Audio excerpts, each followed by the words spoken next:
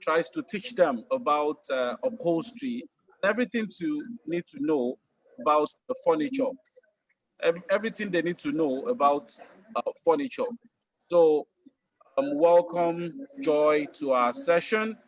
And before we go ahead, we'll just play 2 minutes video for all of us to have an inkling into what Getjobs is all about. So 2 minutes, then we'll be back.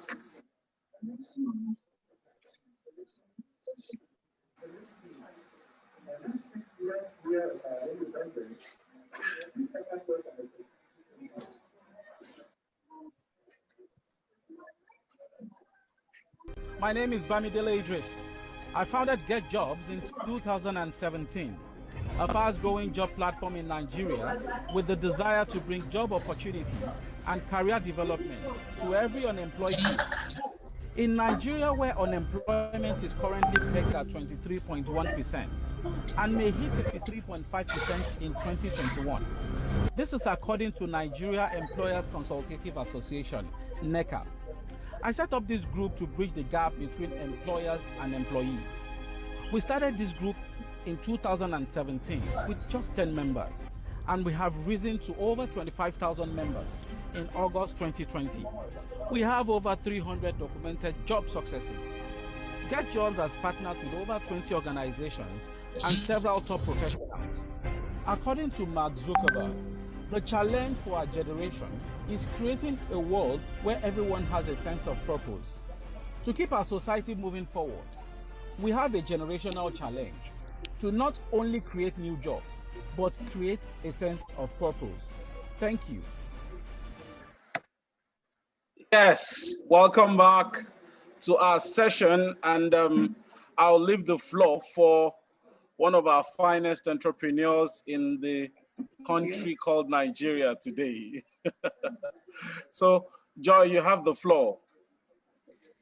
Wow, great. Thank you, Dele, once again for the opportunity to come here and share, and thank you for your patience with me.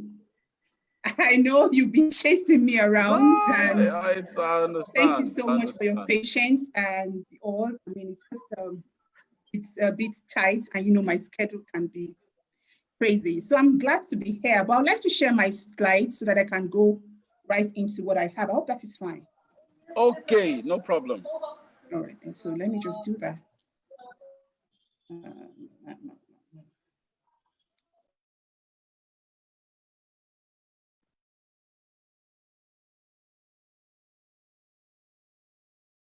Okay, I don't know if you can see my slide right now. Share. Okay, so is my slide visible? Is my slide visible, please? Yes. Can you see my slide? I can see, yes, it's clear. Okay, all right, great. So the topic you gave me has been something else.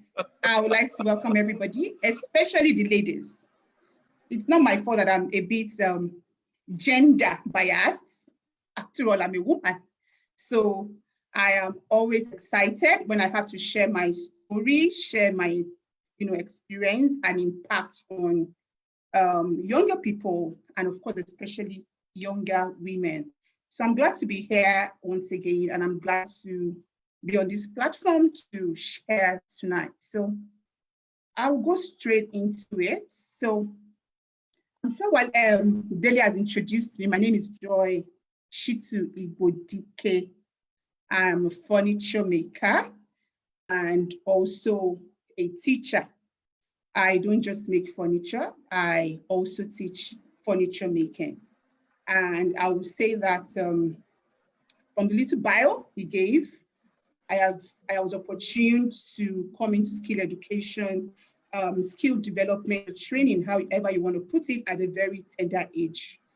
I was one of the very few fortunate ones, I would say, that had parents that was always dragging me to go and work in the factory and learn a trade. And fortunately for me, I studied mechanical engineering. And I guess during the course of the training, I met my friend here at Dele. We're actually in school together. And we did the same course. And so we've been friends for over 20 years, long way. Yes. And, great colleague and all of that. So basically, that's what I do. I do furniture making, and it looks like, hey, what is this woman looking for here? But I will tell you that it has really helped me. It has really, shaping my future to all the things that I've been able to achieve today. I mean, my life, my business, the accolades, the awards, the recognition.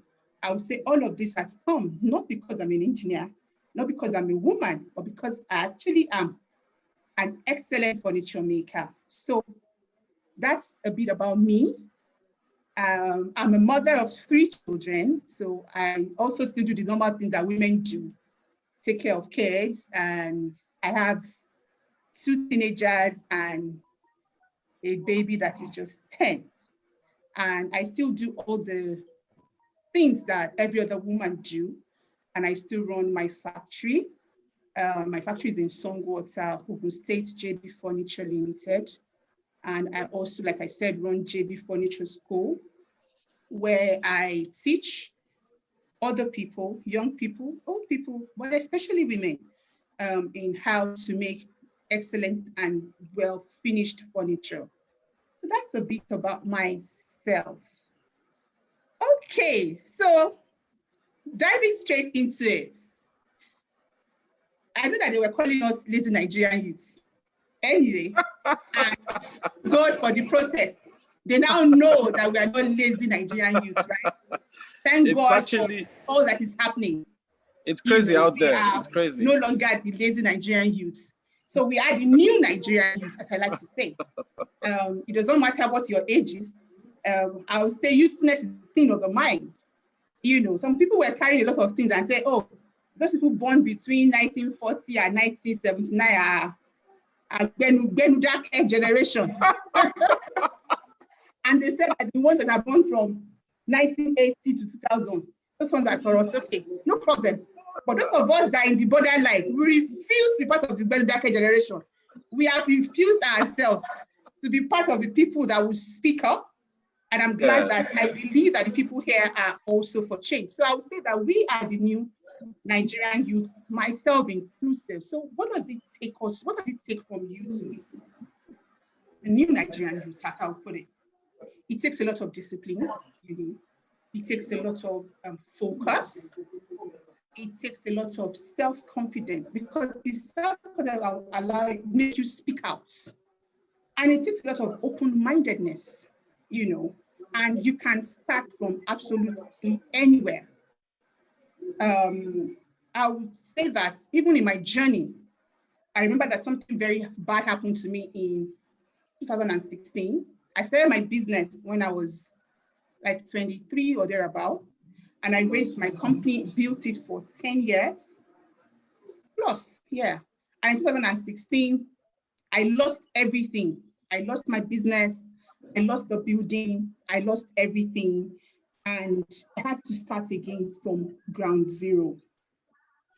That is the resilience that we have, especially for those of us that are in business or even to life generally. So I would say that if you really want to be somebody, you should be able to self-start, no matter where, no matter how, you have to start. And I'm sure that is why they brought me here to encourage most of us, that are still waiting for those jobs, to start somewhere while we still wait for those jobs. It's not like to be in paid employment is bad, but then when it's not coming, or when we don't have it, what do? We need to start somewhere and do something. It also has to be very competitive. Now, competitiveness for me is not negative. Competitiveness for me is trying to be better all the time, not really necessarily matching yourself against somebody else, but matching yourself against the better you. So I know, for example, where I want to be in the next 5 years. So at every point in time, I'm matching my now with that 5 years time of the thing that I want to achieve, the thing I want to be, And that is what I do. So you have to be competitive, you have to be creative, you have to be determined, and you have to have strong people skill. We all know now that, I mean, no matter how good you are, right? If you lack the social skills, it will be very, very hard. Even for those that are looking for the job, getting the job, those people that are in business, entrepreneurs, it will be very, very hard. So I believe today that I'm talking to the Nigerian youth that is disciplined, that is focused, that is self-confident, that is open-minded. Because it's very, very important that you're open-minded. You know, there are a lot of things that we have learned over the years. There are a lot of things that we've come to believe is how we should be. But the world is changing every day. So we need to be flexible. And for you to be flexible, you have to be open-minded. You have to have strong people skill.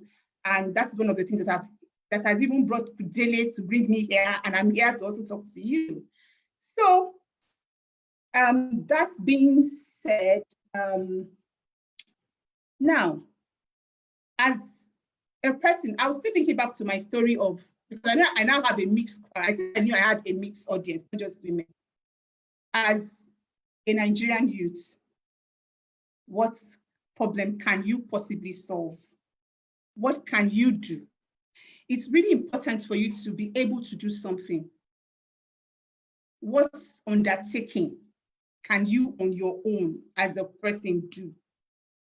Because even when you get the job, for those people that are looking for jobs, employers are not looking for people that they have to push. I'm an employer of labor. I'm not looking for a wheelbarrow. I'm looking for entrepreneurs, as we call them in our businesses, people that can think. So what can you undertake? What endeavor can you engage in that will give you, that will generate income? What pursuits, what venture, what activity, what mission, what action, what business can you possibly do? Because when you are able to do something, it is an enterprise. So people have a lot of mindset issue to say that, oh, they can, they have to have a business, structure it, write it down. Yes, it's good, but for me, it comes from within first. Because even when you get a job, you have to have all of this. You have to be able to do. You know, it is the era of doing. We're no longer in the era of talking. People are moved by actions. There's protest everywhere. The whole world is joining us because some people are there to say, let us do. As they're doing, others are joining. I cannot go and join the protest physically, they are joining online. But the point is that we are doing something. So what can you do? Because I like to provoke you this way so that you start to think through yourself and not just say, oh, I'm comfortable, I'm waiting, the job will come, I'm writing application, Getjobs NG sending me a lot of referrals or something that I can go for a job. But then, even as you're doing that, you need to understand that there is a problem that needs to be solved out there. And what problem can you solve? My friend Dele is solving a problem with Getjobs NG. I mean, I'll use him as an example. He has a very, very good job that I know, but then this problem that he's solving for you, for the Nigerian youth, is big, it's huge. So there has to be something that you're doing that you can do as a human being in this world of today, for you to be relevant, for you to fulfill purpose, for you to be able to be somebody and something. So that will bring me into skills. The topic says that buy me human hair as a lady. I mean, I'm also a fine girl now. I'm doing my hair, I'm doing everything, but then, or teach me a skill. So what is the skill itself? Skills are learned by teaching yourself or going through formal education. So for example, somebody has money. Let me use the typical example. Let me know, I mean, everybody here is an adult. So a lady that is here meets a young man, and the young man is saying, how are you? I like you, I want to date you. And all that you think of asking him every time is money for a recharge card, want to buy human hair, I want to do my nails, I want to buy this cloth, I want to do this one, I want to do that one. Don't you think that that guy said get tired of you? And I know that the men that are here too, they're no longer looking for dependents like that. Men are looking for women that are resourceful, because fine girl is everywhere. It's plenty. Like fine girl is no longer an issue. What makes you fine now is what you can do, what you can bring to the table, what you can be. Most men that I know now are no longer moved with only physical beauty. Please, my friend Dele, correct me if I'm wrong. I hope all the ladies here will agree with you. Brain. They say it's beauty and brain. If I brain without beauty, self, you will pass now. Because the brain will compensate for the lack of beauty. And when you are rich, anybody can be beautiful. Should be powder on my face now. Everybody can be rich. There is makeup, there's all of that. Can be beautiful. So basically, what I'm just trying to say is this. We need to change our minds, especially as ladies, and think of what we can do with our hands, what we can do with our brain. Because I always say that skills are not just what you can do with your hands, but what you can do with your brain. There is always something that you can do. I do not agree that you, a fresh graduate, and you're out of school and doing NYSC. And what I know now, even doing NYSC now, there are a lot of skill development things that they do for you people that you can do training. And through that period of NYSC, you do not take up anything. And then you leave the camp, you're done with youth service, and then you come and sit at home, still eating your father's and mother's food. You are still waiting and saying that you're waiting for a job. Yes, the jobs are scarce. But I will tell you one lie today. Ask anybody. The future of work right now belongs to the skilled. So when you are actually going for a job interview, or you have to apply for a job, and you are putting all other skill set that you have, all of that skill set that you have, that you possess, is much more important to your employer than even the degree that you are holding.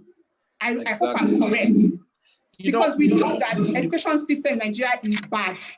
So we no longer look for what you are bringing. If you don't bring first class, it's not my business. My own is that what can you do with your brain or your hands, and then also your character, because they go hand in hand. So hello, Joy. Things that you have. You say something, Dele? Yes, Joy. Sorry to cut you short.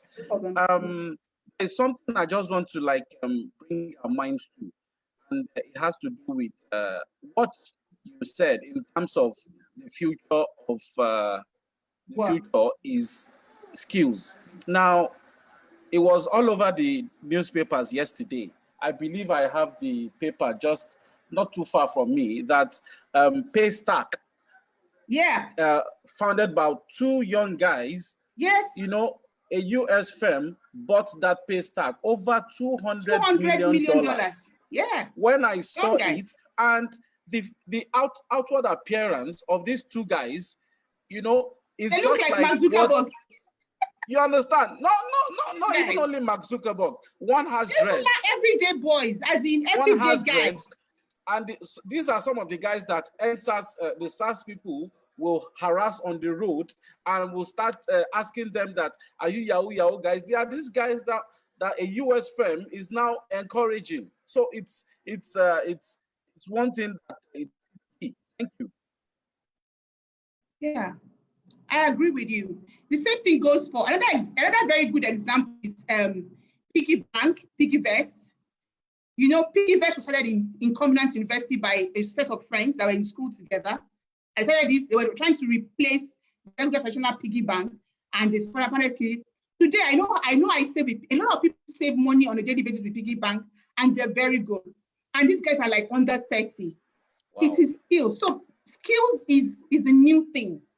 Skills is the new thing. You can't but have skills. Now, I would say that there are various types of skills. I mean, for me, there are two major types of skills. Is that you embrace digital skills or the ones that we call the TVET skills. Digital skill is what you're saying that like the guys from Paystar have.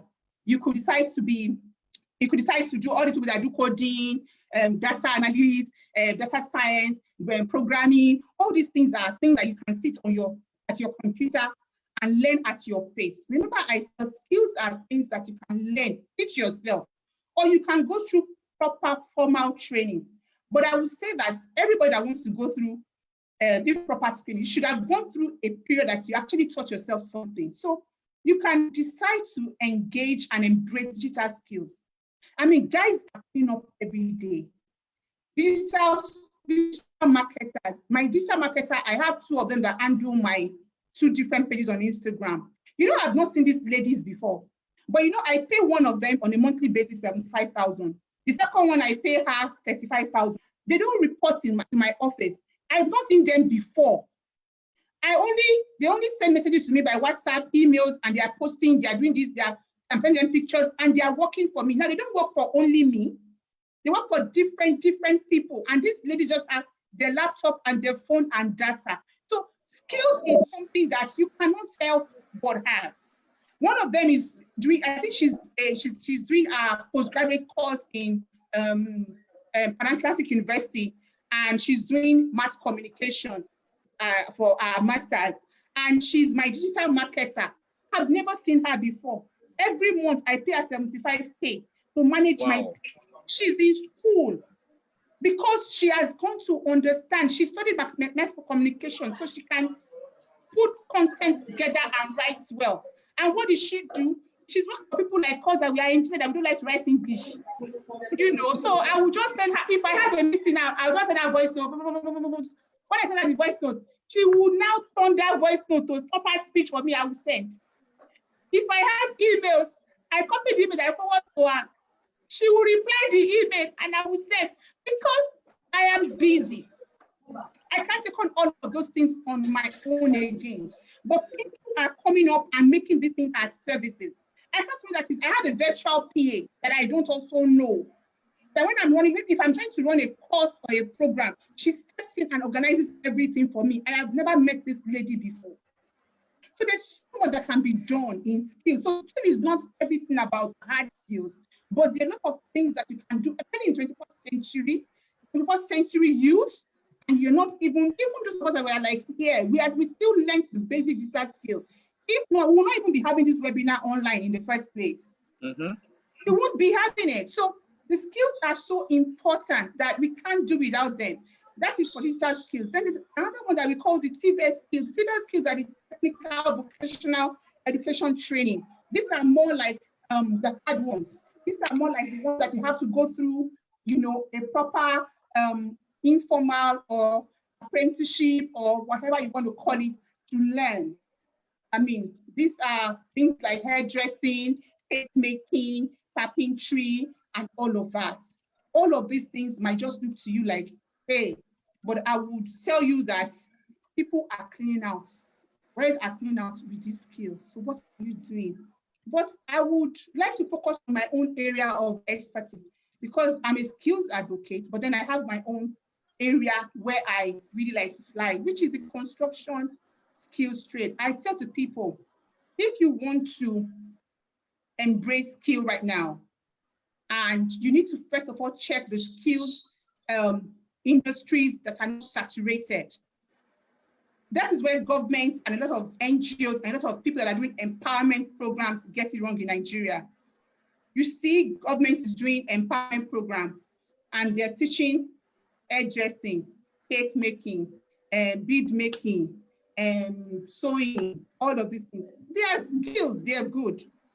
But you have to check these skills vis-a-vis the market. Do you have a gap? Makeup artistry. There are too many. They are everywhere, you know? And so if you have to embrace skill, then I would say to you, start to think towards the construction skills trade. You have masonry, you have plumbing, you have electrical, you have carpentry, you have painting and interior decoration, you have welding and iron works.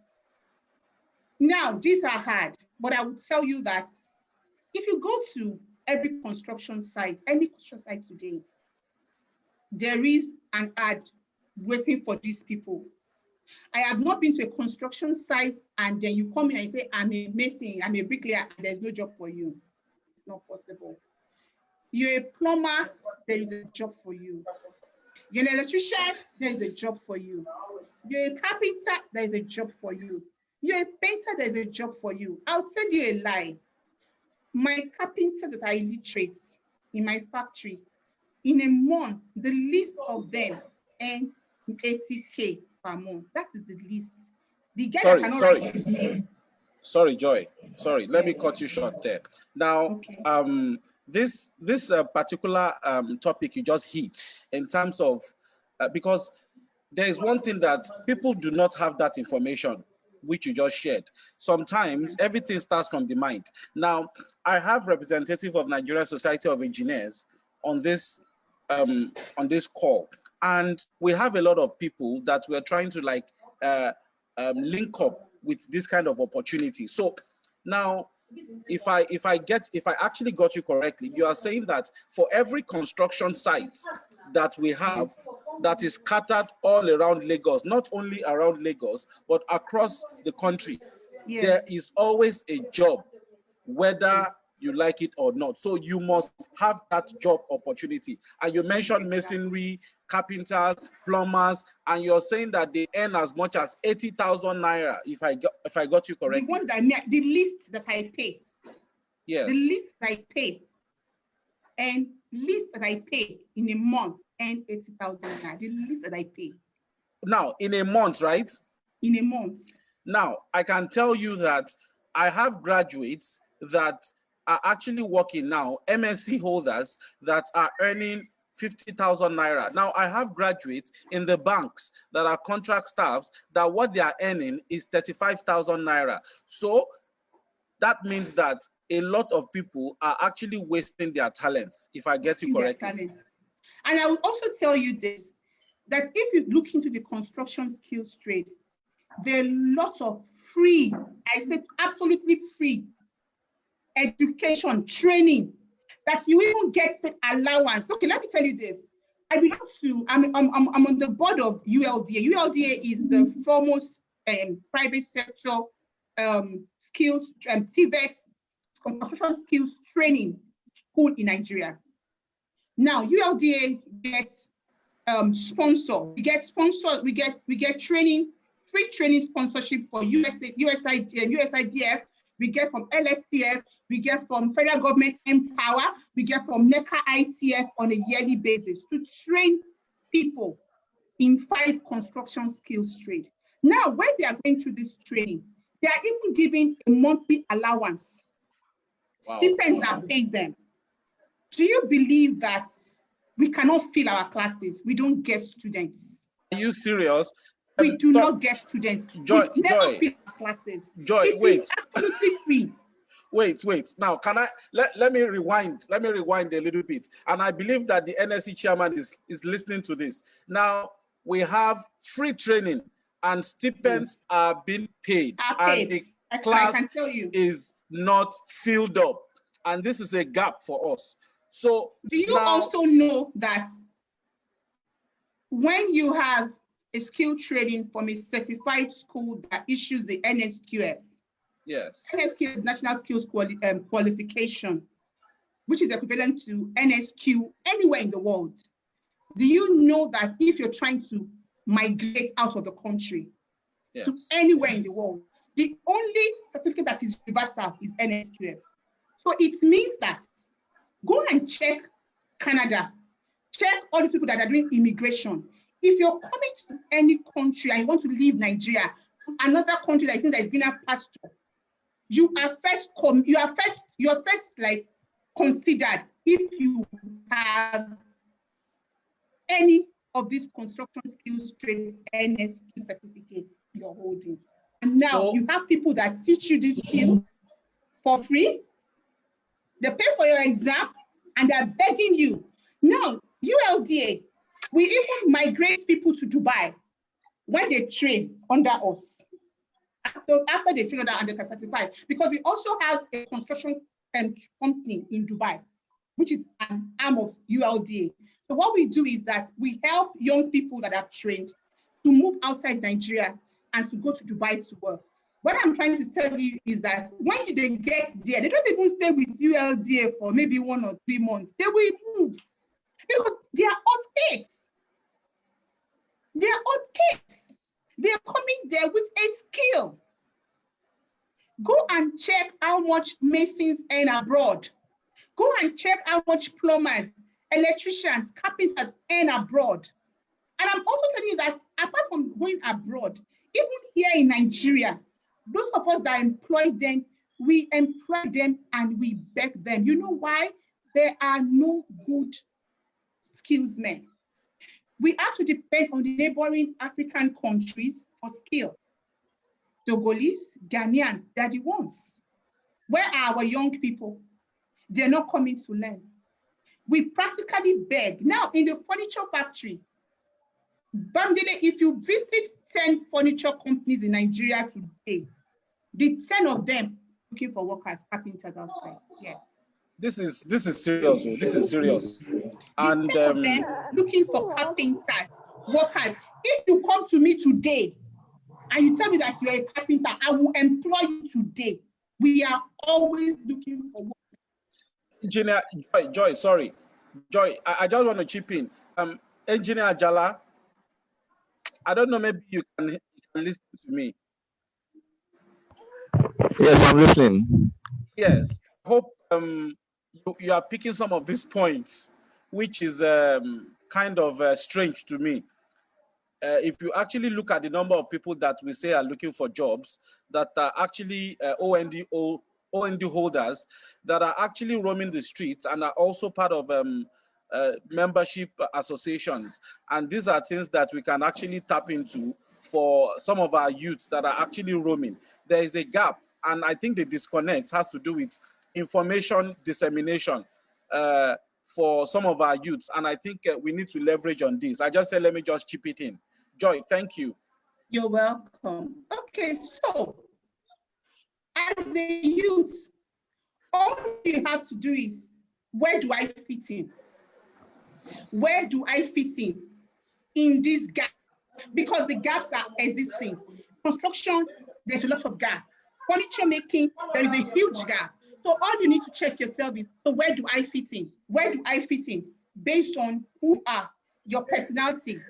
Now, you don't even have to be in paid employment. Most of them are even contractors. They don't want to work for one person.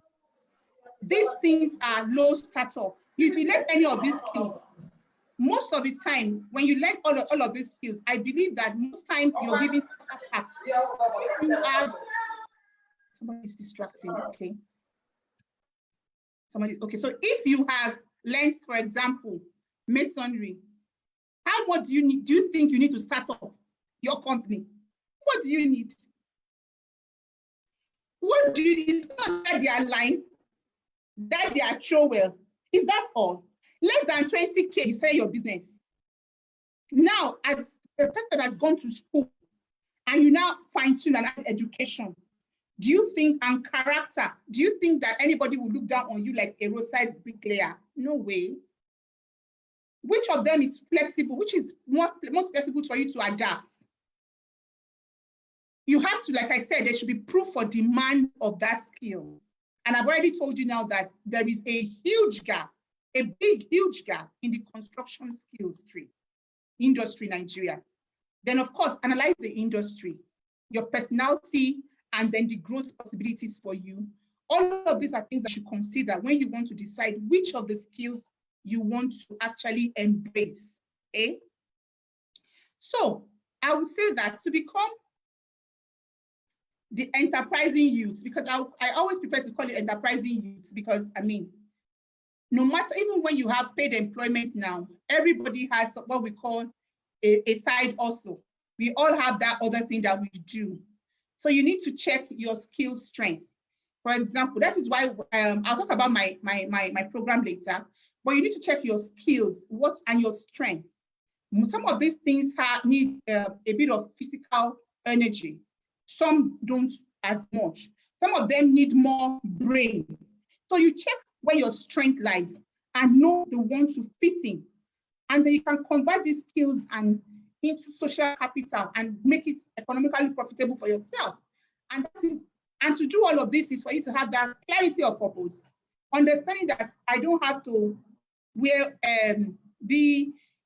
how do I put it down, in a white collar job for me to be somebody. Right now, even all over the world, skills men are much, much, much more even appreciated than you that you just want to go and sit in one office and be earning at 5,000 after you have spent so much money and time to go to school. It just does not make sense to me.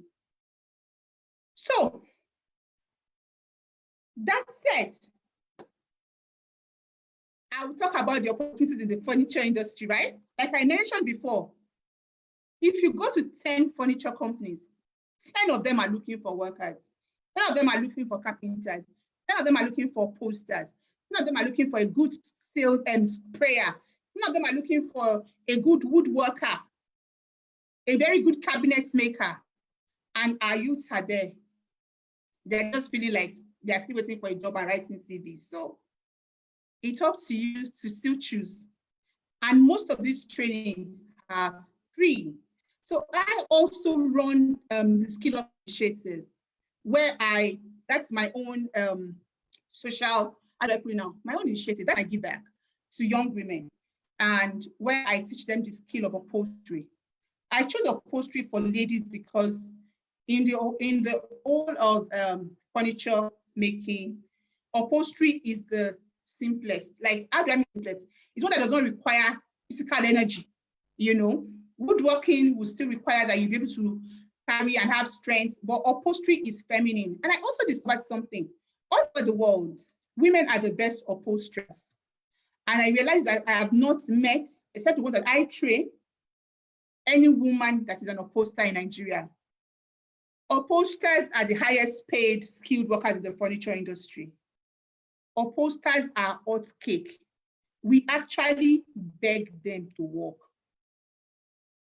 They are the ones that call the shots. Ask anybody that has a furniture company. You will beg your upholsterer now. He can mess, because everything that you do comes back to him. They are the highest paid. So if you're an upholsterer, your total 2 kits is like 50,000 naira. Everything I need to start. You don't even need to have your own workshop, because people keep calling you to their work, come and work for them. I am migrating everywhere. If I pay my big upholsterer that I pay him, if he covers the sofa set for me in 3 days, I pay him 60,000 naira. And then my youths are not looking for, they are sitting down and they're saying, I'm waiting for work. What? Which work? Is this one not work? You know, so I have the Girl Skill Up program under my initiative called the Skill Up Initiative, where I train young women in the skill of upholstery. I mean, these are some of my students. You can see them. Beautiful young women. They're in school. Some of them are undergraduate. Some of them are graduated. I have a master's degree. I have They are not asking for human hair. They're not asking for human hair. They've asked me to give them skill. I teach them for free. I do not collect a dime from them. I give them accommodation. And because they are so important to me, after their 1 year training, they do during their 6 months IT, they are paid. They are paid an allowance. And every day, people go into my DM and asking me, Joy, are your upholsters ready? And learn. And I'm begging people to come and learn. People are not seeing this opportunity. People are not seeing this opportunity. There's a huge one in the furniture industry. That's where I be. And, you know, it's frustrating when you have to beg people to come and learn something that will make their life be very, very okay. It's really. These are my girls. Can you see them working? Can you see the beautiful chair they've made? Now, I just need to show you so that you know that it's not mouth. They are working. This sofa set is sitting in the office of the Commissioner of Women Affairs, Lagos State. These young girls did it. They made it. I know that this chair goes for over 1 million naira. These girls made it. So imagine when you have a skill that can make such for you. And I will tell you that, I will not tell you how much, but I tell you that profit on it is over 50%. So if you are still looking for work, be looking for work, but this is work that can give you good money. So lovely looking ladies, and they are lovely looking ladies. I said they are lovely looking ladies. This is one of my students.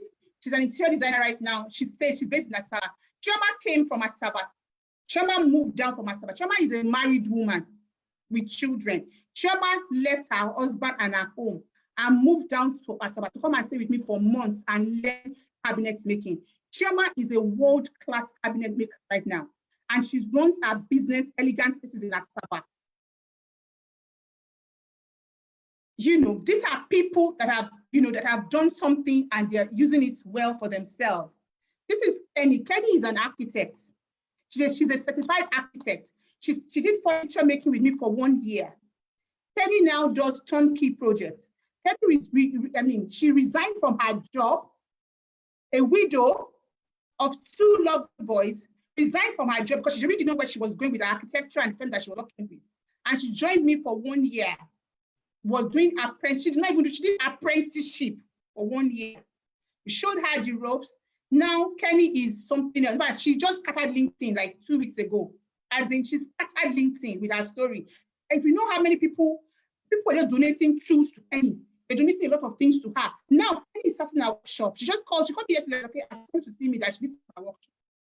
These are people that are everyday people like me and you, and they are killing it in the business, because they decide to just not choose human hair, and they are choosing that, Joy, please give me a skill, hold my hand, and let me be somebody.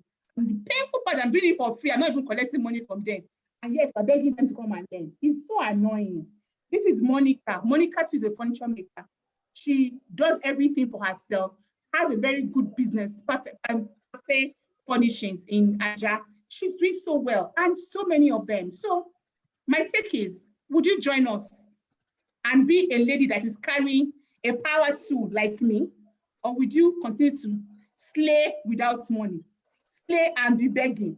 But I'm telling you that if you come and join us and you are able to carry a power tool, you can carry the power tool. When you come back in the evening, you wash your face, make up, put human hair and slay. Because at that time, nobody buy that human hair for you. You will be using your money to count to buy the human hair. And you can buy many. Human hair is 150,000, right? I can afford to buy ladies. So I will not say that they should not look good. Even me, you know me now, I love to look good. You know why my even is who said, is this one in engineering? You know now. They will send me out of the class. You like enjoyment too much. You know, there's a very, very big balance. I work so hard and I play so hard and I love good life.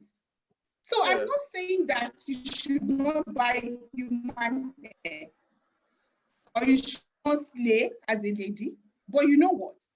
Get the skill first, then use your hard-earned money to slay. It's actually better than when somebody is dashing you money to live. You know, use that money to start life.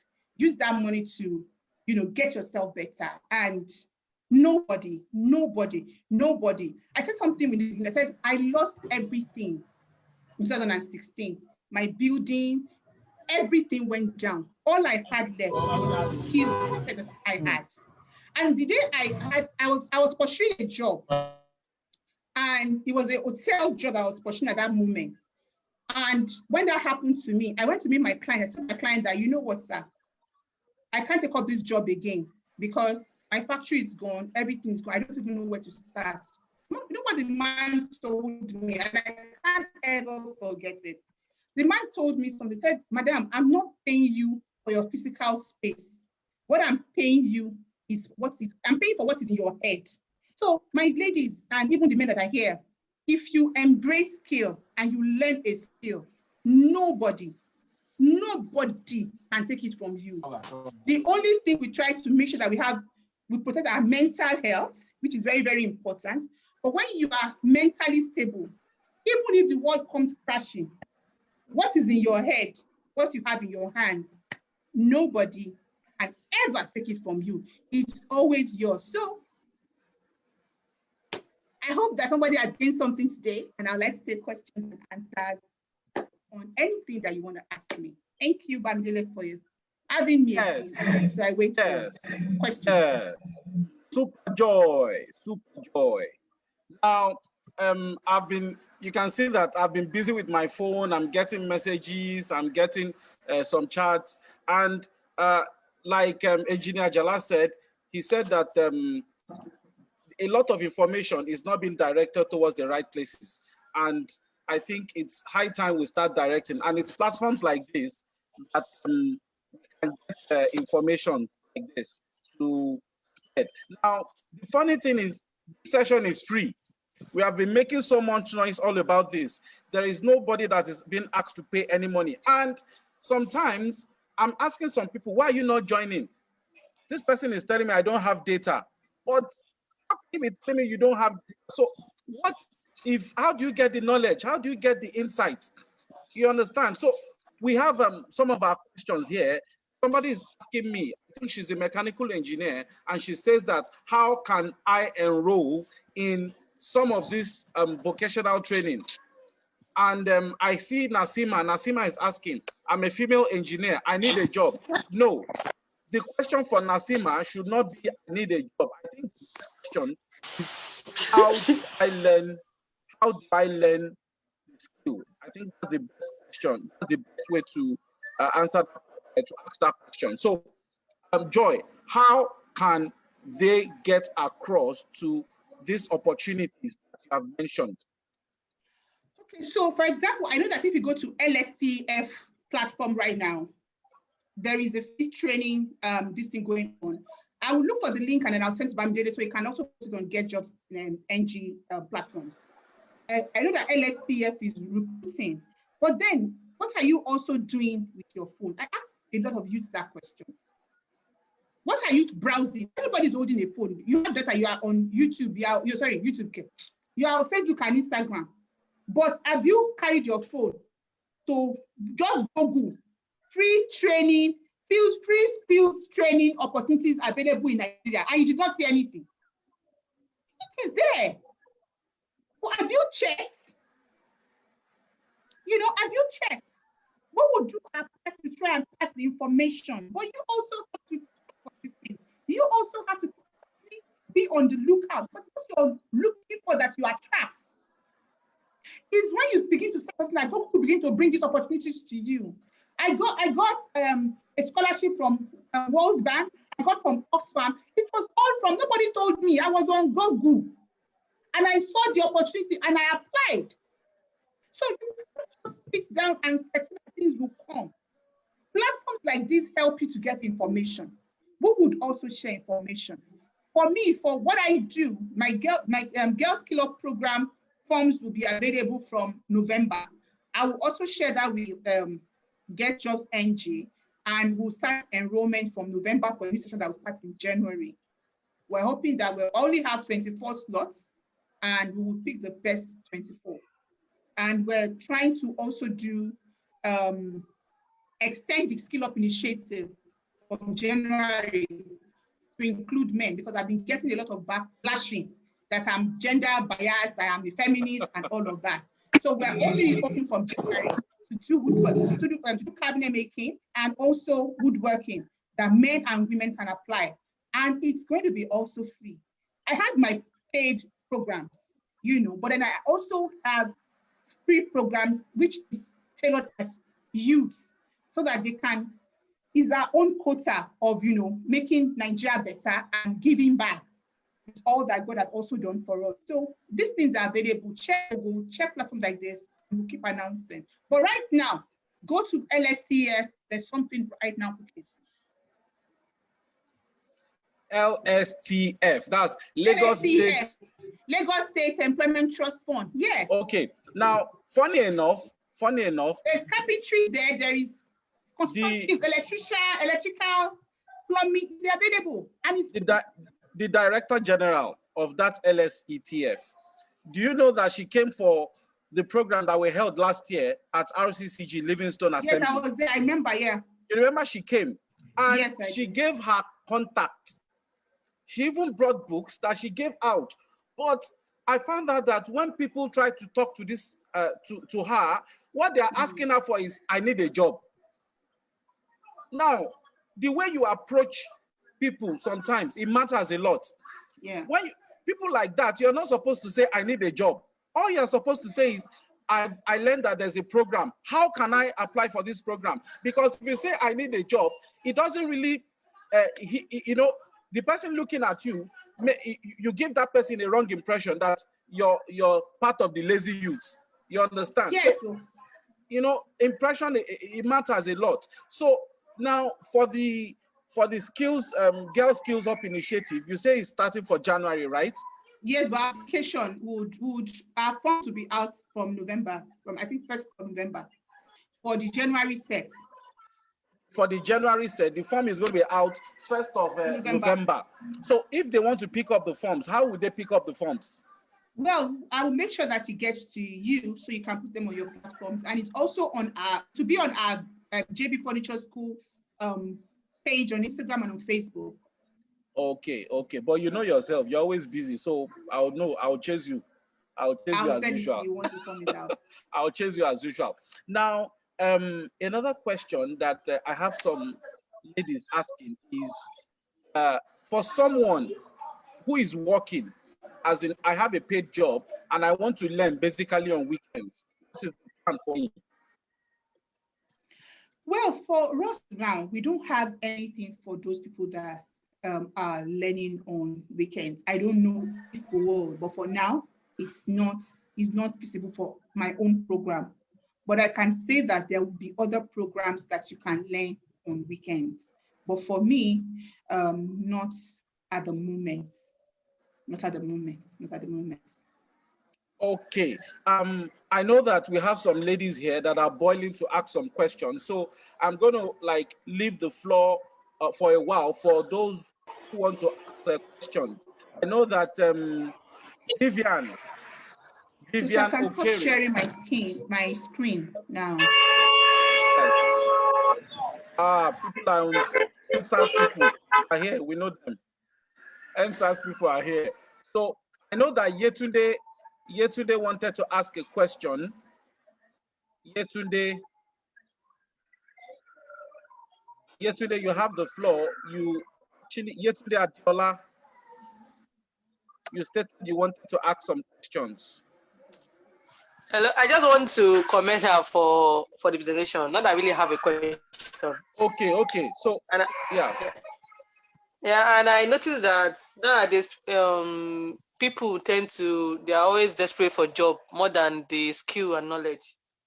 Like in most people abroad now, they hardly focus on all this job now. People focus on skill, what you learn, what you have in between. So we are in tech world, so life is not going beyond what you know in terms of job. So people need to see the opportunity of seeing the new Nigeria where we are now. There's some job you can get that you might not even be there physically and you're working. So people need to start seeing that. That's just my own contribution. People need to see beyond physical job. I need to get a job like that. It's about income and being comfortable and for sustainability that matters. So in the long run, if you are on the job for the next 10 years, how will you able to sustain the job? Are you okay with the job? So that's just my own contribution, because our observation actually is very, very okay. So in terms of soft skill, many people are not looking at that. Many people want jobs that they'll be wearing ties, everything, looking corporate. But there are more opportunity in those jobs now. All those jobs that have to do with you don't have to go to job and be wearing suit and everything. You can get a job that you're not wearing suit, but you're making money. People are selling a lot. People are doing, in terms of soft skill now, than all this. You have to be at work. You have to wear suit. You have to. So I think people need to start looking at that. Because most people focus on jobs that they want to be oil and gas. They want to make money. That's most people focus. When they get jobs that are to soft skill, they end up leaving the place at the end of the day. They say they want to learn. They don't really appreciate something that comes free. Most people doesn't appreciate that. All they appreciate is more of, I want to learn. When they get there, they will end up leaving. When they sell another job, they will leave. So people are not, commitment is very low. So when people are desperate for job, they can want to do anything. But when they get the job, can they sustain it? So they always want to look for another job. And this generation, about that saying that they are so key generation, that's my generation too, actually. But there are also generation that they want everything very fast. Yes. Someone that is, you might be lucky to get a job that is 1 million a month. Immediately you are lucky, but there's sometimes that you might have to start with a job from 50K before you get that 1 million per month. Some people are lucky, they get the 1 million immediately. So second generation, we are so lousy and we want everything very, very fast. That's just my own contribution. Thank you so much. Thank you. Thank you, Yetunde. I really like what you said. I would say that most of the youth now are not ready to volunteer. I just mentioned something. I said something about one of my students. She left her paid employment, a widow that had 2 boys, and volunteered to come and learn for free. Now she was our normal classes were supposed to be just 3 times a week for our own. You know, she called me and she said, Auntie, I want to follow you. I want to serve you. I just want to be like you. So you know what Kenny does? Kenny volunteers, follow me everywhere and anywhere I go. Now, following me everywhere and anywhere I go means that she's part of me. Like she's seen me more than every other person that is in our class. If I'm going anywhere, she volunteers to drive me. If I'm going to speak anywhere, she will carry my bag as my PA. If I'm going for when I'm getting scholarship opportunities and I'm asked to bring a staff in my company. Now, most of the staff in my company they are more of skilled people that are also literate. Who will I take there? Penny. And then Kenny started getting free training, free program. Then when I go for my farm training, also will give me training for free. They'll give me 3-star hotel. They'll keep me for 1 week. They'll give me allowance. Penny's enjoying. Why? Because she brought herself down. And all of these things that she learned from me, none of her classmates learned what she learned. So when Kenny was leaving me, I set her up. I gave her workers that will start working for her. When she wants to do she called me by 1 a.m. I will pick her for 10 kilo shell. So are you ready to serve? People are not ready to serve other people. They just want it now. I also have friends that they come and they learn. After like 3 months, they know how to hold staple guns. They know how to drill. They run away. They will even coach my workers when they are going. Yeah. So because I also have the strong will to train, I was almost at the time when I came in and all my workers were poached by my students. So these are the challenges that we also face when we try to give back. But the truth is that they can't know what I've known. I've been doing this for 25 years. Even when you sit and copy me, you can't know it under 1 year. It's not possible now. But if you come down, I will show you the way. Yes. So character is key when you are trying to learn something. Yeah. Joy, see my eye. It was in your factory. I got some of my injury. It was in your factory. Now I see that Charles is joining us from Switzerland, Germany. Charles, do you have something to say? Yeah, I have something to say. Okay. My question is very simple. Now, for Nigerians, when I came to Germany, I found out something. Now, if you change your VPN, if you're in Nigerian soil and change your VPN, you find out that in the developed world, there are so many free things that we Nigerians are blocked from. When I mean free things, free trainings, free scholarship, and so on and so forth. Now, my point is going towards this end. Why in Nigeria, there were so many of these trainings like this I attended. And here I came, I've come to realize that those trainings I am sorry to use, yes, they were free trainings, but I'm sorry to use this word, they are as useless as anything. But here, there are free trainings whereby even when you attend them, you kind of, man, the knowledge you get is even far better than a paid training. So my question is very simple. I understand what you are doing is very good.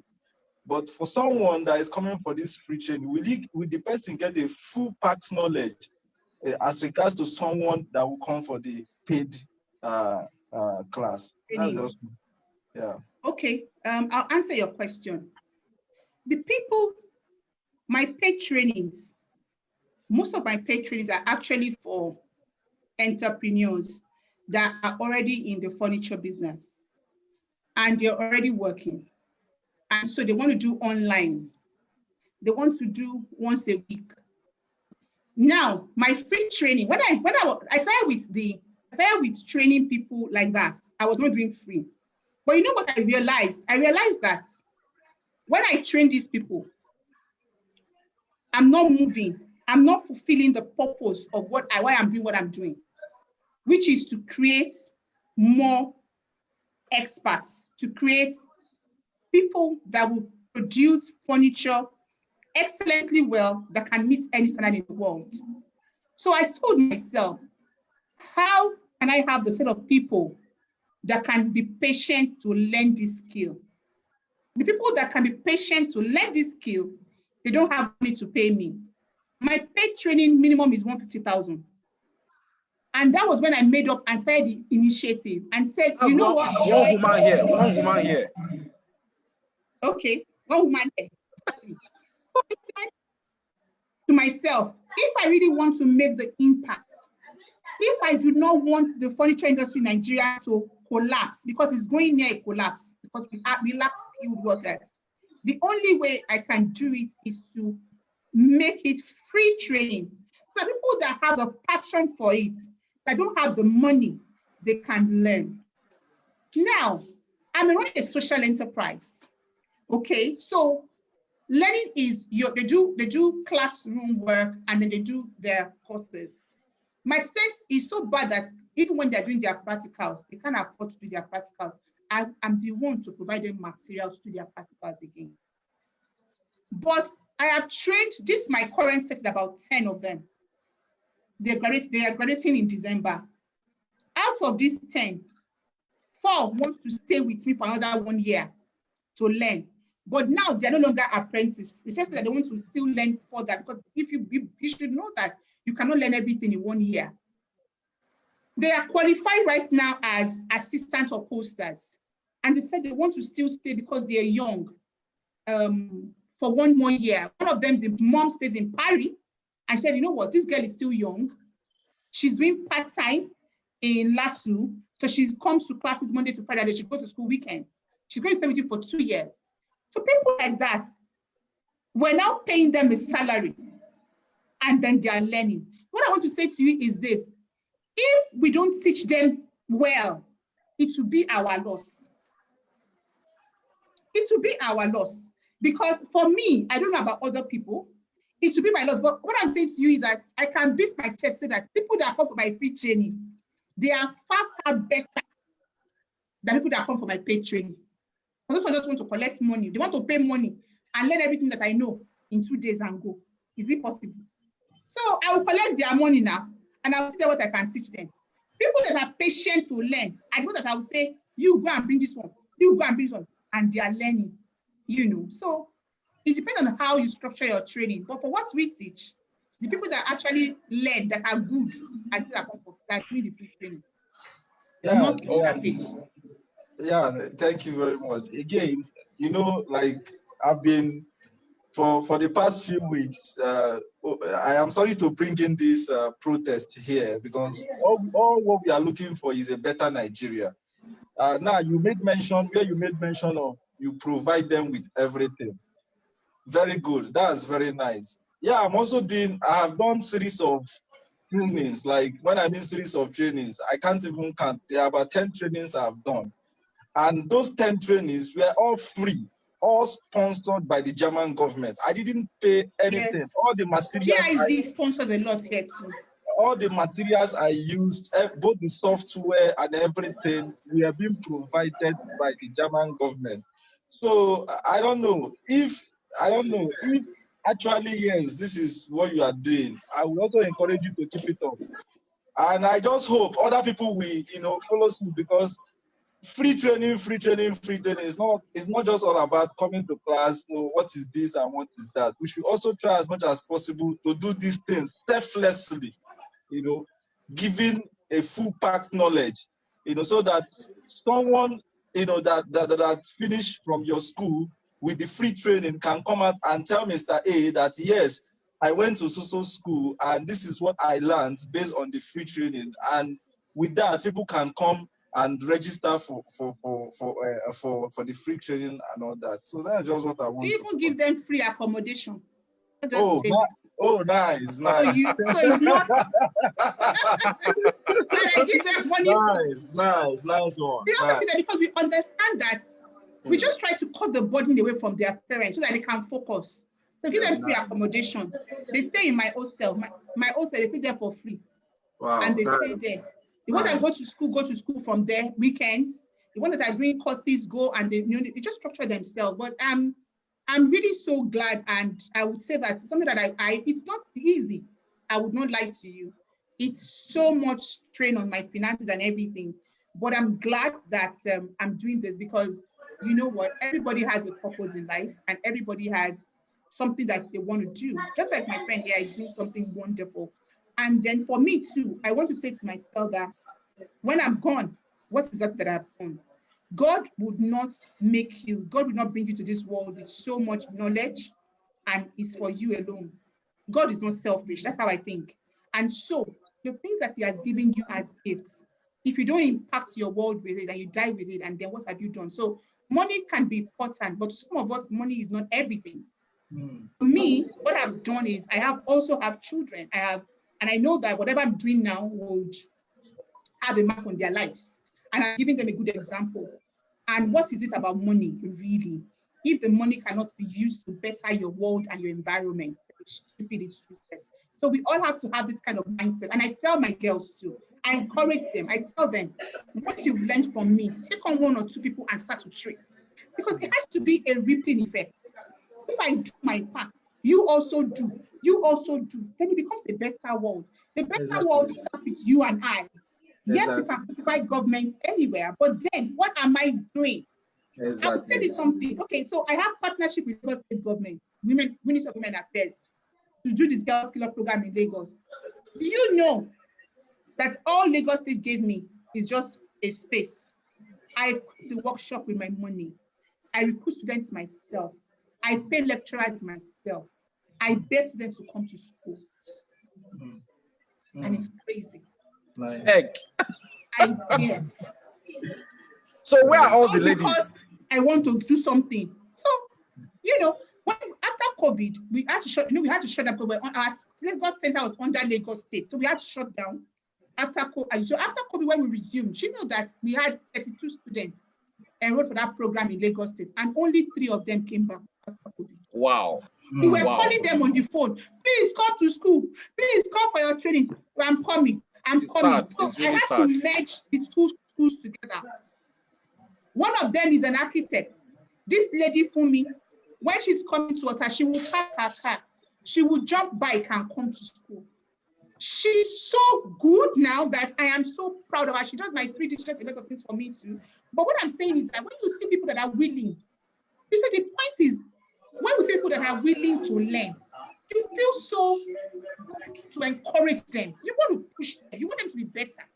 But when you see people that have family, like, I also have those that will come to school once in a week and they'll be like, what happened? My mother is clinical, my father. We have them. So that is the thing. So we can only keep doing our part and still hoping that, the whole idea why we are doing what we're doing is fulfilled. And that's what thank you very much. Yeah. Charles, thank you. Let me just chip in. Charles is one of the admins of Getjobs. Charles has been with Getjobs right from the start and is one of the people that has been doing fantastic job on Getjobs. So, but he has decided to abandon us here in Nigeria to go to Germany. He doesn't have time for pastors. Yes, he doesn't have time for Getjobs again. I understand. After you have finished your exams, we are expecting you back. So you see that we have a lot of work to do on Getjobs because we have over 22,000 members. And it is so sad that despite all the opportunities that we share, we still see people that come and tell us that I need a job. That is the annoying thing. Now, somebody here is saying that we have slots that are not being filled. We have OND holders that they are chasing. Classes are empty. And why is it that people always keep on talking about this buy me human here, which is the topic we are discussing now? It is really annoying. So Charles, you have a lot of work to do on Getjobs. So I see that Olufemi Ariyo has been raising, I've spotted you, Olufemi Ariyo, you have the floor now. I see that you've been raising up your hand since. Good evening. I don't know if I'm clear. Yes, we can hear you loud and clear. Excellent. So I want to commend Joy for what she's doing, and I want to commend Getjobs for what you guys are doing. I come to so I am an entrepreneur by training. Been in entrepreneuring for about 20 something years. So since I've been out of school, I've been trying to find my way. So what I found out is that the process of being an entrepreneur in Nigeria is very tough. And starting your own business, I would be honest with you, is not easy. So before now, I am of the opinion of, okay, go start your own business and all of that. But I've come to realize that in the last 20 years of my being in entrepreneuring, the Nigerian space requires a bit more than me being able to do a skill or me being able to have a particular entrepreneurial drive.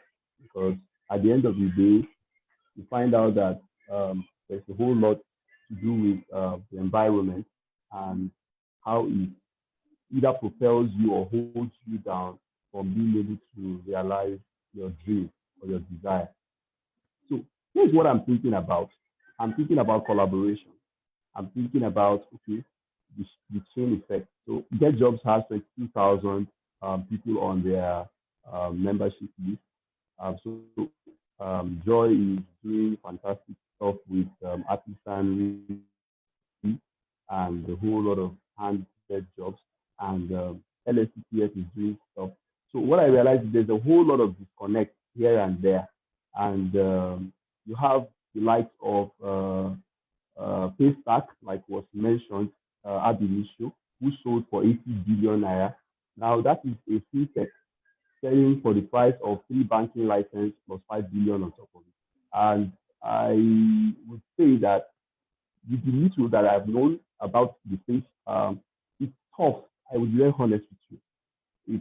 It's tough being able to stand in the face of it all in Nigeria as an entrepreneur.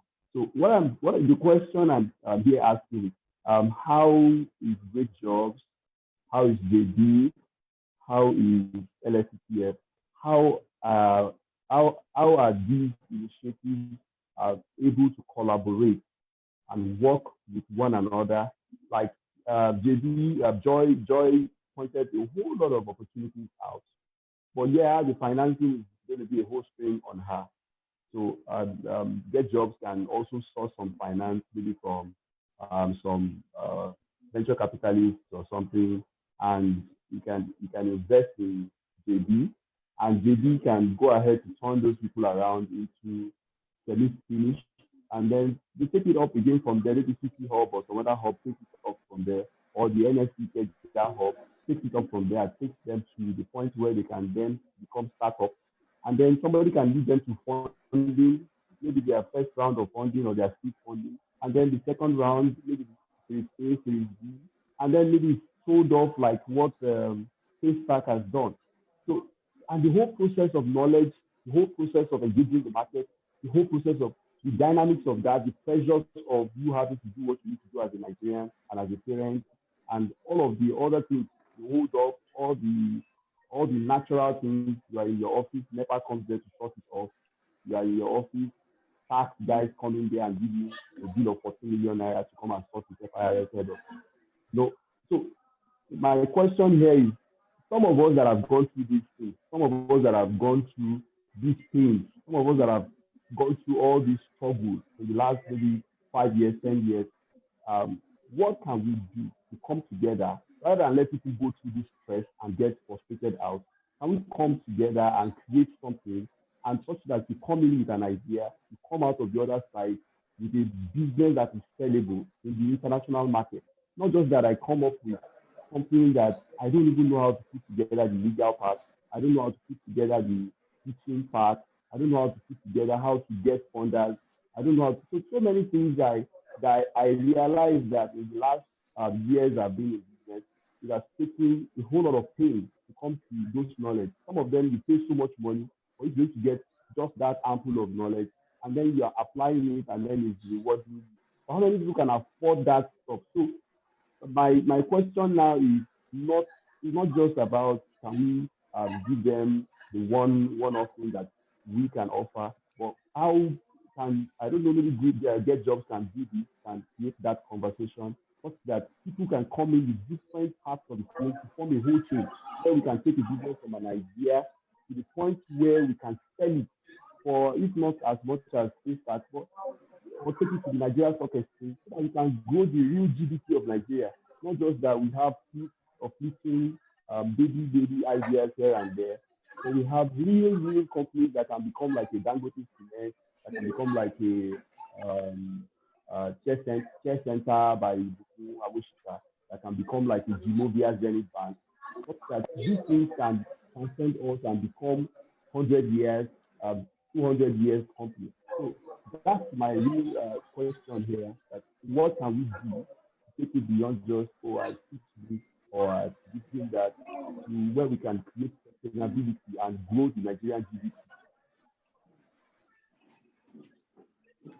Okay, if I react to that, well, you said a lot, and for me, the system is unfortunately not. We just pray for a better Nigeria. So let's look at how we can go forward. What I've realized is this: you've touched on a very important point. The whole burden is on me, people like me. Now, the issue is that I have a business to run. I'm also doing this because I realize it is important. Why I'm doing this, yes, I want to impact people, but I also understand that if I don't do what I'm doing, there is really no future for my industry in the next 10 years because there are no skilled workers. Now, the people like us that are actually doing, don't have the time to chase funds. That is the absolute truth. The people that are actually doing the work, they don't have the time to sit down today, write proposals. Go and check how many NGOs in Nigeria. It's portfolio NGO. They're not doing it. All their skill is to raise funds. They will write the best proposals. They have the best speech. They have the best of everything, and they know how to get this money. But when they get this money, carry 3 people together, like what Charles is saying, picture, send to the funders, they wait for the next cycle. People like me, that we are doing. By the time I go to work in the morning, sort my workers, teach my students, talk to my instructors, deal with clients, I'm coming back home, I just shut down laptop and I sleep. Do I have energy to be pursuing money?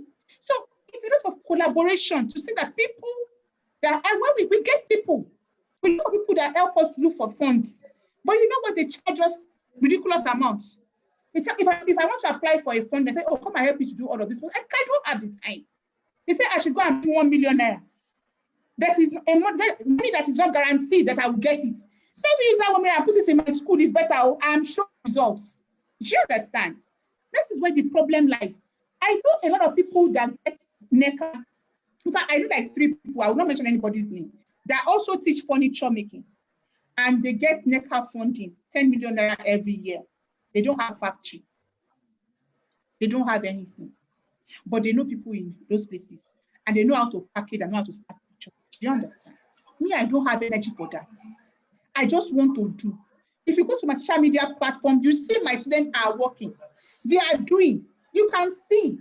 But do I have energy to so until we are able to collaborate with one another, so that you know how to be specialized in packaging and be getting from get.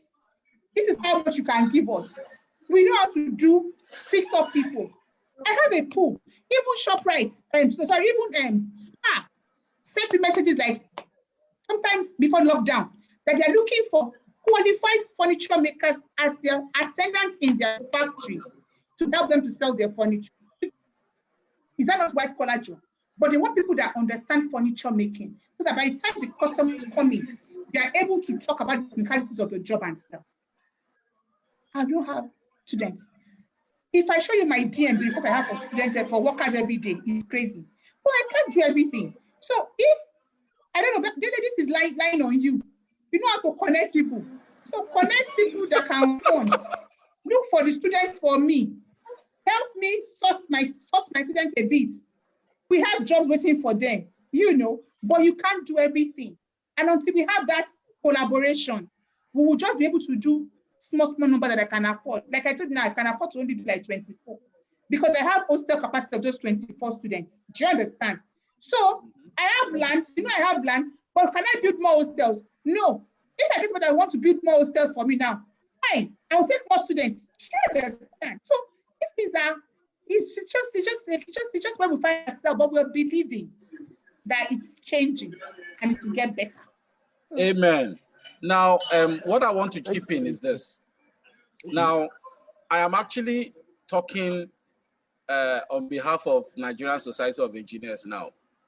I know that there are programs that we have set aside. We have a new incumbent now.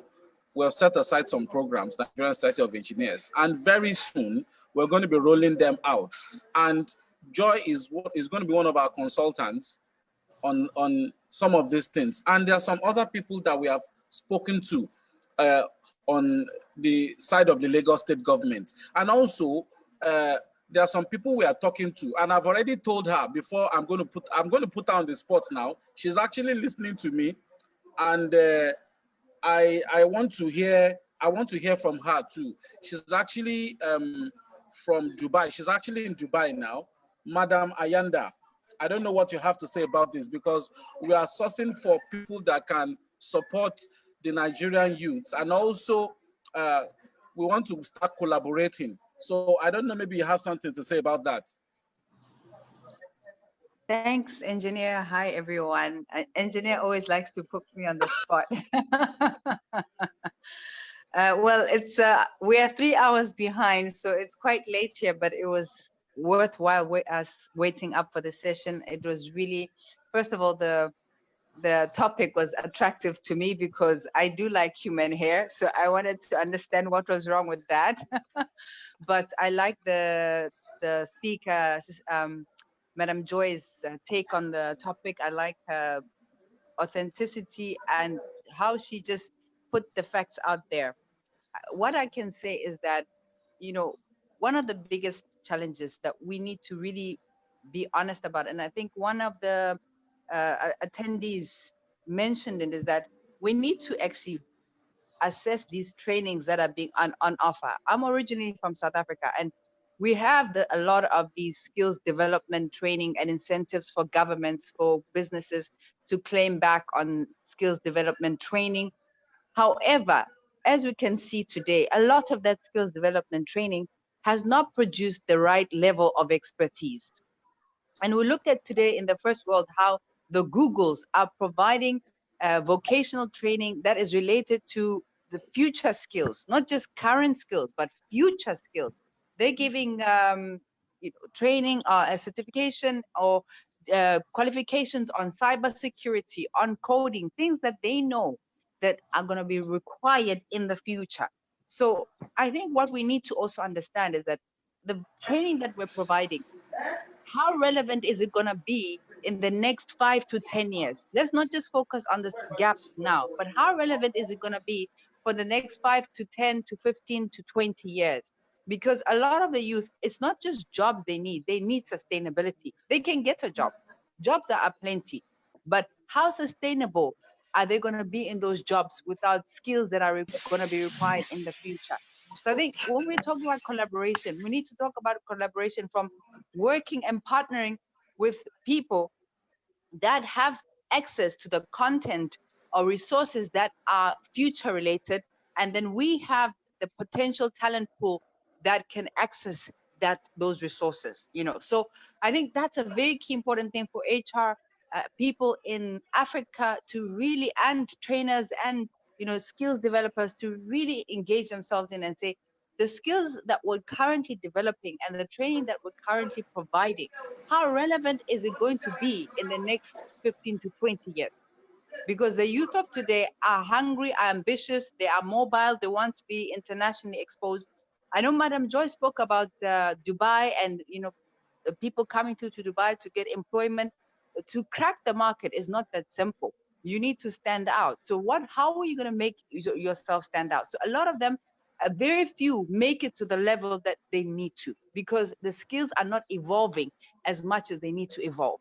So we need to really have a long-term view to be able to support the youth of Africa. We know that stats say that African youth are going to comprise 40% of the future population. 40% of the world's population will be African youth. So there's a huge talent potential there. And we have a responsibility to help it to be, you know, futuristic, to be able to have skills that are going to be required for the future. Because if 40% of African youth are going to be the world's talent pool, can you imagine the possibilities for these young people? So I think we really need to think about long-term, the skills and create content and resources that will empower them long-term, not just for the short term. That's all I can say. Thank you so much, Madam Ayanda. Thank you. Okay, if I react to that, that's why when I was talking about skills, remember that I spoke about the digital skills and the other skills, and I narrowed it down to the construction skills straight. And the reason is that, just like you mentioned, we're looking at the future, because forever people will live in houses. Forever people will do businesses in spaces. Forever people will sit on furniture. Forever people would sleep on beds. And so that is why my focus has been on the construction skills. No matter what you have, that would always fit in with the right skill. Like you also said, it still boils down to, you know, funding. I had a collaboration with Morento Furniture School in South Africa.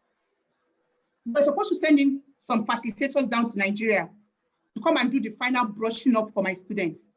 But hey, I can't afford to bring them down. I can't afford to keep them. They were even coming to train my students for fee. But I would need to take care of their air travel, their stay and everything. There are no funds. So what do we do? We'll make do with what we have. So we just hope that the system gets better. And then the focus of funders, government, like you said, is more on the futuristic skills, whether it's digital, whether it's TVET, but which skills are relevant in the future. And that is why, for me, I only understand the art skills. And I know that construction skills would forever be relevant. And that is why I am pitching my tent here. And I'm talking to people about it. And I hope that they learn, and I hope that we're able to make people see beyond today and look at what they can get in the future. I am rejecting jobs as I'm speaking. It's bad. I am rejecting jobs because I cannot meet up with the demand. That is, and some people are waiting and be like this, they're looking for jobs. Understand? So if we have more people that we're going to be able to at least, you know, fill in these gaps. Like you also said, the people that are very, very good, that have the right skills, are not plenty. I am having excess demand because of the level and quality of content that I produce. How many people are also producing to that level? So we need to also be thinking, apart from creating awareness for skill, we also have to make provision for people that want to upskill, because it's also important. So I hope that, you know, yes, get there. Yes, Joy, I have some few ladies that who really want to meet you, and some of the questions they're asking, I think instead of me talking for them, I think I need to put them on the spot. Oluwatosin Tella, you have a question. Oluwatosin Tella is she just graduated from school. She's a mechanical engineer. Yeah, and she actually wants to. Okay, you're on the floor. You have the floor. Tell her. Good evening, ma. Good evening. Thank you for the presentation. It's very, it has a lot of insight. In fact, I've never heard of things like this before. I've never come across information like this before. So I want to know, how can we enroll? Like, what I want to know how we can get information about all these free skills, most especially in the construction. I am very, very interested in it. I want to know how to go about it, where to start from, where to pick up from. I'm really interested in it. Okay, like I said before, you have to keep searching. And I know that people like Getjobs NG would bring opportunities, but you also have to keep searching. I can only talk about my programs that I know about, that is right now, which is my own program, which registration will start next month. And I know about the LST. The LSTF one, I would send the link to him later today or tomorrow. So I can put it on all the platforms and people can apply for the relevant trainings that you think would fit your personality. You know, I'll do that. But you just have to keep yourself informed, keep searching, and you would get something. Thank you, ma'am. Okay. Then I hope that answers your question, Tosin. Okay. I have another question. Nasima, I'm not sure if that's the real name. I'm a lady engineer. So are you on now? You have a question? I know you've been trying to like get across to her. So Nasima, the lady engineer. Yes, good evening, ma'am. Okay. Good evening. My name is I've been a grad for close to 10 years now without any engineering skill whatsoever. So I'm really interested. I want to join your platform. You said yours is starting by November. How do I get the form to be part of the exercise? Once the form is out in November, I'm sure that it will be on Getjobs NG. I'll make sure that it is there for you to apply. Okay, I'll make sure that it is there. Yeah. All right. Thank you very much, ma'am. Thanks for the session. It's really interesting. You're welcome. You're welcome. Yes, we have quite a number of men, not boys, men that can run things here. And I know that we have some people that want to ask some few questions. So if you want to ask, engineer, yes, yes. Sorry, I just wanted to also highlight something that she triggered just quickly, if you don't mind, that No Madam problem. Joy triggered. I don't know if you know, in Saudi Arabia is kind of considered like the Nigeria of the Middle East. A huge population, huge potential of young people. If I were to ask you, where do you think most of them, if someone wants to advertise for a job for them, where do you think they advertise? Where would you think that a recruiter would post a job notification for a young person in Saudi Arabia? Oh, well, I wouldn't know about Saudi Arabia, but I can say for Nigeria. No, but exactly.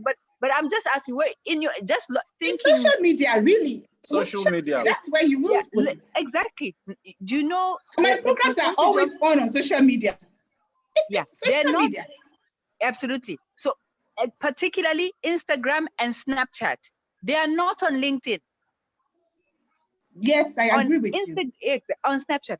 So again, providing access, we need to also look at how do you provide access to these opportunities? Are we using the right channels of communication? Very true. I agree with you. For example, now in Nigeria, when you are a trainer or a training school with NECA, NECA would insist that you do a 500K ad in one of the popular Nigerian dailies for training for youth. Will they ever go there? No. But if I put up my ad for my training on Instagram, the day I open up the link, I get 200 people trying to log in because that's where they are. So it's still dependent on the people that are trying to solve the problem. The people that have first solved the problem don't even know the problem, don't even know where to find their target youth, and they just have money, and so they just do everything anyhow. That's the Nigeria that we find ourselves in. Absolutely. Just like people that you're saying now. I'm not on social media, but they'll go and put it on their website, and it will be sitting down there. No sponsored ad on Google, no sponsored ad on their social media pages, for the youth to know that this is available and they should engage. That's the problem we have. So it's deep-rooted. So in the Yoruba parlance, for those who understand Yoruba, they will say Oro Shunukun. Oro Shunukun means Joy, can you? Yourself. Can you? That one is that Yoruba is too deep for me. So now we want all our participants, especially the ladies, because from the topic, we want all our lady participants that want to ask questions to have floor now. Now is the time for your questions. Are there anything you want to ask our facilitator? Because to be candid, it's not easy getting across to her. So now that she's here live, if you have any questions one way or the other, apart from the issue of joining her sessions and also trainings, if there are any questions in terms of entrepreneurship, maybe Joy, you can talk a little bit about, because that's the question I always get. How do I start a business? How? I don't have, okay, let's say I have someone that chatted me up some days ago. I have 300,000 naira and I don't know what to do. I'm a lady. I have 300,000 naira. What do I do? How do I start up that business? Entrepreneurship is another part of what I'm passionate about. How do you start? I am somebody that I always preach. I don't know. I'm always looking for gaps. You have to be a problem solver. And I would say everybody that wants to start anything now is innovate. Don't even try to recreate the wheel. If you want to be a fashion entrepreneur, for example, and you have 300,000 naira, and you think in your head that me too, I want to go and order clothes from China or Dubai or Turkey, I want to be selling online, blah, blah. It's stupid right now. Keep that money. Instead, take a bus and go to Lagos Island. Get a very good camera, or with your very good camera on your phone. I mean, you even have a very good camera on your phone. All of you have iPhones. Carry that your iPhone. Go to Lagos Island, one corner. Wear this put of mannequin and snap. Go and learn digital marketing skill. Understand all the rudiments of how to run successful Facebook ads. All you will be doing is drop shipping. You don't have to invest your money to buy clothes that other people will buy. If you run ad of maybe 1.5 per day, put that money in ads, sit on it. Use all the products that you know that people that would like what you want to sell would be on. Run the ads. Understand how to have excellent customer service. Those are your problems. And be the link between the owner of the clothes and the person that wants to buy. And you are not using your money to buy any clothes. For any business that you want to do right now, I would say people that business of today, if it is not skill-oriented, because skill, like I said, construction skills, you're always sure that you will get people that will use you. But if it is entrepreneurship, fill gaps. A 21st century entrepreneur is what you should be. You don't need a brick and mortar store. You don't even need to own the product. All you need to own is the market. Build your social media and your followership. Crazy followership. Understand how to leverage on people and network and sell. This is what you need to be doing. For anything that you want to go into as business or product or service, this is what you should be doing. Hit the link. Now, there's something I want to chip in. There's something I want to chip in. And what I want to chip in is this. Now, I don't want to talk of men now. I want to talk of the ladies. You're not supposed to be taking this water. You know the water you're supposed to be taking. We'll talk about that later. Okay, now, sorry. we have a lot of ladies. Now, what most ladies have at the back of their mind is, I want to go to the market, or I want to go to Dubai. I want to buy ladies' wares. I want to bring those ladies' wares to Nigeria. I want to buy human hair. I want to bring the human hair to Nigeria to sell because that is the in thing. Or what they do is they put the wares in the trunk of their cars and they drive it. So what you have to tell those ladies? Because every other lady does the same thing. So what do you have to tell? Because I know a lot of ladies have this question. That's what I'm saying, that if this is what you're called to do or what you think that you have passion, you must not own the product any longer. Because how much money do you have anyway that you can actually carry the kind of stock that will make sense? You know that women are very, very choosy. If I want to buy something now, if you are bringing 5, 6 to me, I'll be looking at you like, you're not allowing me to have choice like that. But when I say you have like 100, hey, must you own the 100? No. You want to do ready to wear, must you sew clothes? No. People are doing this thing, go and meet them. What I would say to any lady right now that wants to do, I know a lot of ladies like fashion business, they like beauty business, they like all of those businesses. Yes, I also have a beauty business. Yes, I also have a beauty business where I sell weaves. I like hair a lot. I sell weaves and I sell cosmetics. That's the side also that I also have because I have passion for it because I'm a certified beauty therapist anyway. Correct. So, yes, because I love beauty business.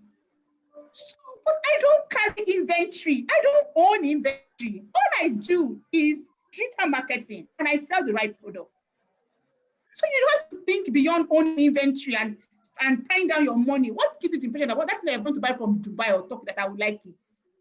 Why are you risking the little money that you have? What do you make little money or make plenty? Why would you sit down and sell 1 or 2 in a month and be making like maybe 10K on 1 or 2? Why don't you push and collect from other people and make like 2,000 and sell 100? It's not better for you. And you are carrying less risk. You have 0 risk. If they don't buy your product, don't go obsolete. Pay the link. You are a connector. See yourself as a connector. That's a 21st century entrepreneur right now that is starting up. And you don't need money to be a connector. All you need is your phone with good camera, data, and money for ads. That's what I would say. Cool. Thank you so very much for this. We're still having people that are joining us, but of course, our facilitator needs to, she needs to go attend to her personal stuff. So, do we have any other questions, even for the guys? Abiola Adeyeye, are you trying to say something? Abiola Adeyeye. Okay. Angela Jesu Ade Lore, do you have anything for us? Because we'll still be calling it a day. I see Chinayen Odili, Dera Anago, Itoro Cyril. Do you guys have questions for us? Okay. So, okay, Cyril, do you have something to say? No, so I actually don't have anything to say at the moment. I only want to appreciate Joy and you, Bamidele, for the resource that you brought forward towards arranging this. I will have a lot to say subsequently. This is my first. I came in rather very late, so I was only able to tap in a bit of the experience. Okay. But that's it. Let's leave it till another time. Okay. If you want to watch the whole complete session, you can actually go to our YouTube and also our Facebook channels. So you'll definitely get the whole recordings. All our trainings, we put them on YouTube live. So you can actually go back there and check them out. Okay, is there a link, like a link yes. I can follow through? Are you on Getjobs platform? I'm not. Okay. I will send the YouTube link.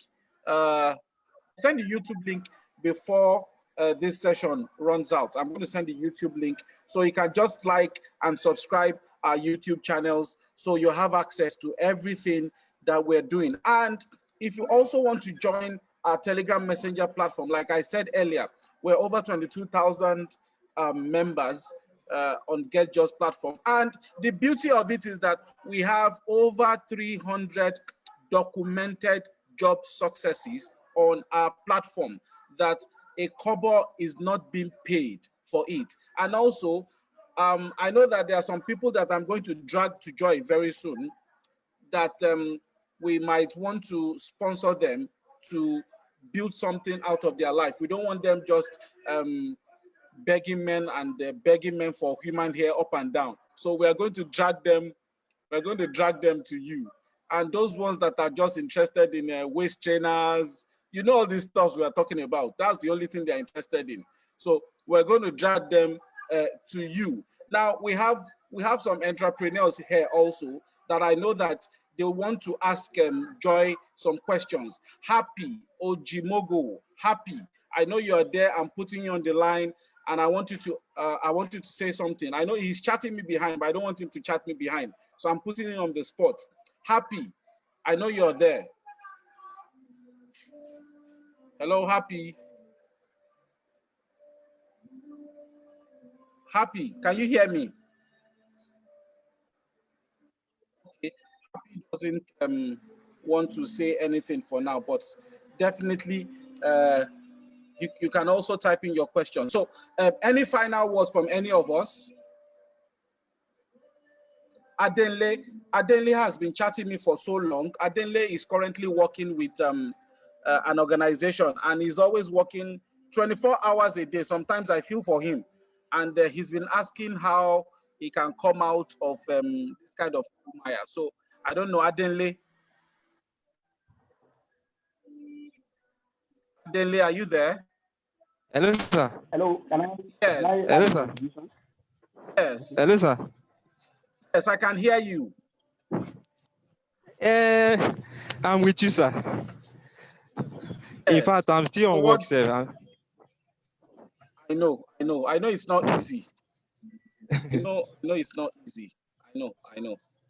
So one of these days, we'll be able to I don't know what can he do for me? She do for me, sir. Joy, you know the problem of the person that is talking now? He's working 24 hours, 7 days a week. What can we do for him? 24 hours, 7 days a week. I don't understand. Well, I think it's something that we need to look at later between us, and then we'll be able to come up with something for him. Let's do it that way. But I can't figure that out now. Okay. Don't mind me. I love to. Is it possible to have your Telegram handle posted, your Telegram number? Yes, I just shared the YouTube I just shared the YouTube channel right now for us to see. I don't know, maybe can you see it? Yeah, and then I also wanted to find out if Joyce could share maybe a Twitter or Instagram or something so that we could have a way to connect. Yes. I am actually about to share it. So what I'll do is whilst I'm trying to get all that across, let me just share. Let's just have just 2 minutes break. Then from the 2 minutes break, then we'll just run the whole session so that Joy actually goes to rest. Just one moment, please.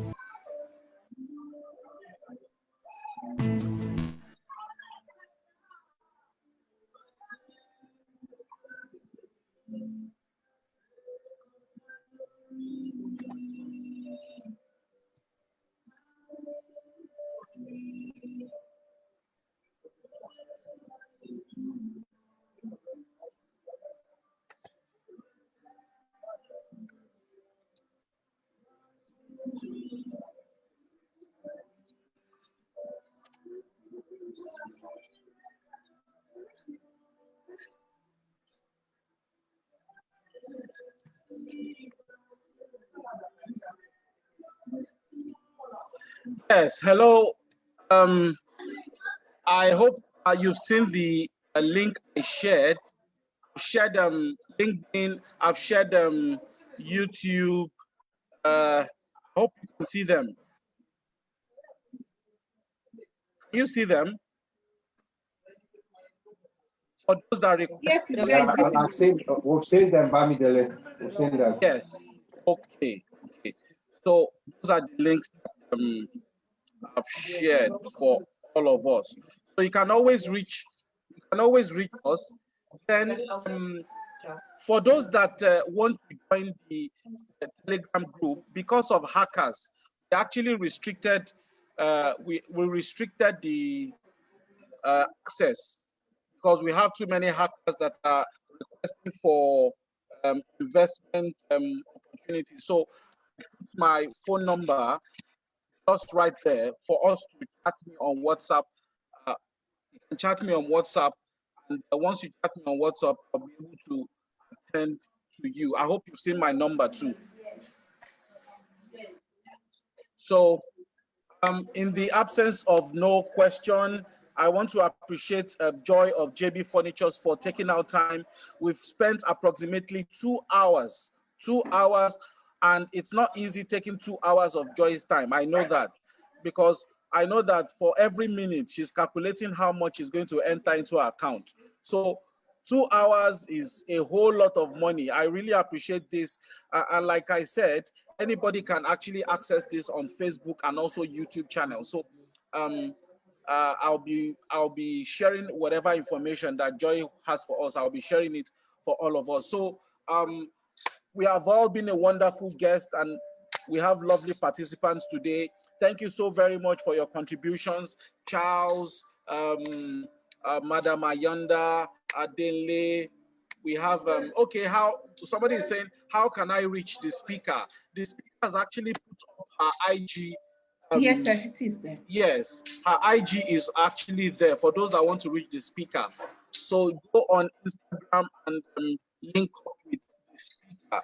And for those that want to reach Getjobs, I've shared all the contacts. So I don't know. Before we end the session, I hope you've seen all this so they can pick them up, because once we log off, we will not have access to all this. So let's just give them 2 minutes to take note of all these social media links so that they can actually connect. So Maxwell, you can just we have some funny videos here. So once it's 2 minutes or 1 minute to end the session. So it's been lovely. We have the former chairman of Nigerian Society of Engineers. He's joining us very, very late at the point. Joy, I know you know Engineer Akintola. Engineer Akintola is just joining us. He's joining us very late. Engineer Akintola, we're about ending this session. Engineer Akintola is the former NSC chairman. We've been here for 2 hours, engineer. Sorry, I really missed. Well, you didn't really miss, because we are putting everything on our social media platform, so people can actually, yes, so people can actually still make reference to Thank you very much. Yes, and we've actually. Okay, you have the floor. You can say. You can talk. Thank you, my brother, Engineer Idris. Thank you, Speaker, Ms. Igbokwe. Long time. Sorry, I missed this class. This would have been an opportunity for me to really have a grasp of your activities. I'm with you. I've been out all day, so I just came in and I said, let me check it out whether you are still on. I just spoke to one of somebody went through the chat on NSE 5, and she said she wants to join your class. I think maybe is one of our lady mechanical engineers. So I believe she can be taken up as one of your students. Wow. Thank you. Thank you very much. Good to hear from you again. So can I join your class too? It's for the youth, sir. We are trying to phase out a generation, sir. I'm still a learner. Engineer Akintola, thank you so very much for joining us. Thank you so much. I know the current NSC chairman, he was supposed to join, but probably he's busy somewhere, but definitely we'll share this recording with the current chairman of Nigerian Society of Engineers. And also thank you so much for everybody that has participated one way or the other, for the entrepreneurs.